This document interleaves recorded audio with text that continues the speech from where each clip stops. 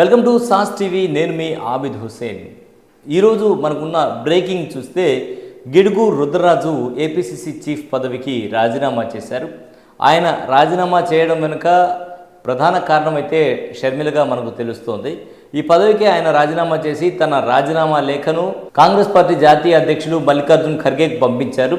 1-2 రోజుల్లో ఆయన రాజీనామాను యాక్సెప్ట్ చేసి అలాగే ఏపీసీసీ చీఫ్ పదవి షర్మిలకు ఇచ్చేటువంటి అవకాశం ఉంది అని మనకు సమాచారం ఉంది. ప్రధానంగా ఏంటంటే వైఎస్ఆర్టీపీని కాంగ్రెస్ పార్టీలో విలీనం చేసిన తర్వాత ఏపీలో కాంగ్రెస్ పార్టీ బలోపేతం చేయడంపై షర్మిల దృష్టి సారించారు.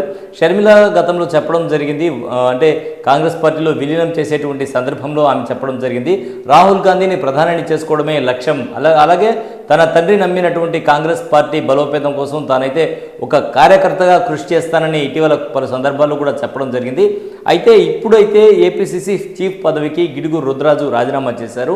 ఈ రాజీనామాది షర్మిలకు ఆ పదవి కట్టబెట్టేందుకే అనేటువంటి మాటలైతే మనకు వినిపిస్తున్నాయి. అయితే ఇక్కడ కాంగ్రెస్ పార్టీలో ఇక్కడ ఉండేటువంటి కొంతమంది ప్రముఖ నాయకులైతే ఆమె రాకను స్వాగతించట్లేదు, వ్యతిరేకిస్తూ ఉన్నారు. ఆమె వద్దు అని చెప్పి వారైతే చెప్తూ ఉన్నారు. ఇక్కడ నాయకులు ఏది చెప్పినా కూడా, ఎందుకంటే ఇన్ని రోజులు ఏం చేశారు కాంగ్రెస్ నాయకులు, చాలామంది నాయకులు ఉన్నారు. దాదాపుగా రాష్ట్ర విభజన జరిగిన తర్వాత ఈ 10 ఏళ్లలో ఏ కాంగ్రెస్ నాయకుడు కూడా కాంగ్రెస్ పార్టీ బలోపేతానికి ఎలాంటి చర్యలు చేపట్టలేదు అన్నది రాజకీయ విశ్లేషకుల మాట. ఈ నేపథ్యంలో షర్మిల వచ్చిన తర్వాత కాంగ్రెస్ పార్టీ కొంత బలోపేతం అవుతుంది అని చాలామంది రాజకీయ విశ్లేషకులు అయితే చెప్తూ ఉన్నారు. కొంత కాకపోయినా కొంతమేర బలోపేతం అయ్యేటువంటి అవకాశం ఉంది అని అయితే బలంగా నమ్ముతున్నారు. చూద్దాం షర్మిల ఏం చేస్తారు అనేది.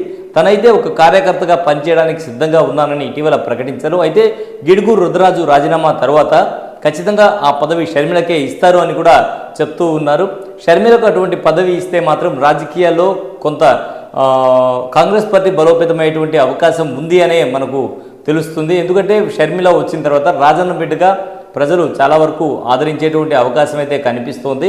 అయితే రాష్ట్ర విభజన తర్వాత సమైక్యాంధ్ర ఏదైతే కోరుకున్నారో ఆంధ్రప్రదేశ్ ప్రజలు, రాష్ట్ర విభజన జరిగింది, కాంగ్రెస్ పార్టీ వల్లే రాష్ట్ర విభజన జరిగిందని ఇప్పుడు ప్రజలైతే బలంగా నమ్ముతున్నారు.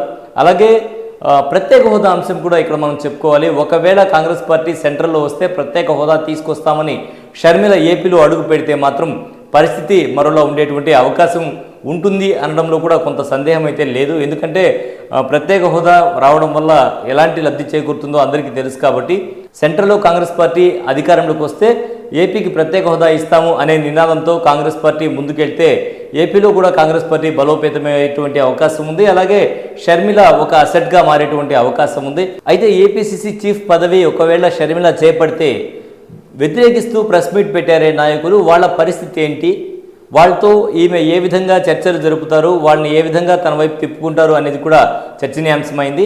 సో యువత విషయం తీసుకుంటే ప్రధానంగా ఏపీలో ఉండేటువంటి ఒక నిరుద్యోగ సమస్య కావచ్చు, కొన్ని సమస్యలు అయితే ఉన్నాయి, మనం చూస్తూ ఉన్నాం.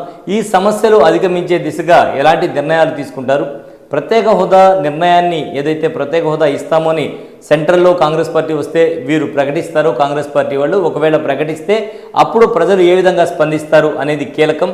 చూద్దాం ఏం జరుగుతుందో. ఇది ఇవాళ ప్రత్యేక విశ్లేషణ. మరో ప్రత్యేక విశ్లేషణతో మళ్ళీ కలుద్దాం. అంతవరకు సెలవు. నమస్కారం.